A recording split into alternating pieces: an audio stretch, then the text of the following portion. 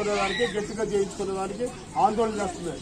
ప్రతిరోజు సంఘాలు కానీ కాలనీలు కానీ హరిజన వాళ్ళు కానీ యానా సంఘాలు కానీ అదే రంగు బీసీ వాళ్ళు కానీ యాదవులు కానీ కాకవాళ్ళు కానీ మంగళవాళ్ళు కానీ ఇటువంటి కులాలు గౌరవాళ్ళు కానీ ఏదన్నా కొన్ని గంజినీళ్ళు తాగుతున్నారంటే దీనివల్ల ఇప్పుడు దాకా అది కూడా నోట్లు ఇందా చెప్పారుగా ఈయన చెప్పినట్టు నోట్స్ పట్టు కూడా ఉండే అవన్నీ సరిచేసి బాగా జరపాలని మనం అనేది.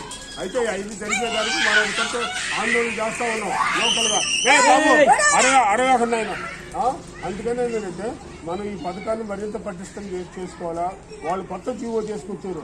ఆ జీవోలు ఏంటంటే ఈ పథకానికి ఇంకా ఖచ్చితంగా 2 నెలల పాటు ఏం పని ఉండదు. అది ఒక చట్టంలో భాగం చేశారు. అదే రకంగా వచ్చేసరికి పని ఆ డబ్బులు కేటాయింపులలో ఆ కేటాయింపులు ఉండేది కాదు. అయ్యా మీకు మనకి ఏ పని కావాలంటే ఆ పని పెట్టేవాళ్ళు. అది ఇప్పుడు అది లేకుండా మా డబ్బులను బట్టి చూసుకొని పని పెడతాం, లేకపోతే లేదు. 2,50,000 కోట్ల రూపాయలు ఉంటే కదా దేశం అంతా మన కూలీలకు పనులు ఉంటాయి. ఎప్పుడు లేకుండా ఆఖరికి ఏం చేస్తున్నారంటే ఈరోజు ఆఖరికి 60,000 కోట్లు కేటాయించారు. ఏం వాళ్ళకి వస్తుంది?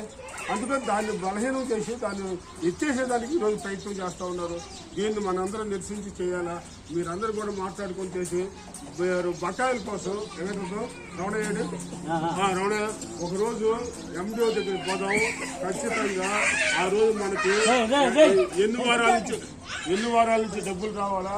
ఇప్పుడు బస్ ఛార్జీలు మనకి ఆడవాళ్ళకి మీరు కావులకు రావాలంటే కావాలి ఎండిఓ దగ్గరికి రండి. వచ్చి ఎండిఓతో కూడా మాట్లాడుకొని ఆ ఉద్దేశం చేసేద్దాం. పోయినసారి నడిచి వచ్చారు 20 మంది నడిచి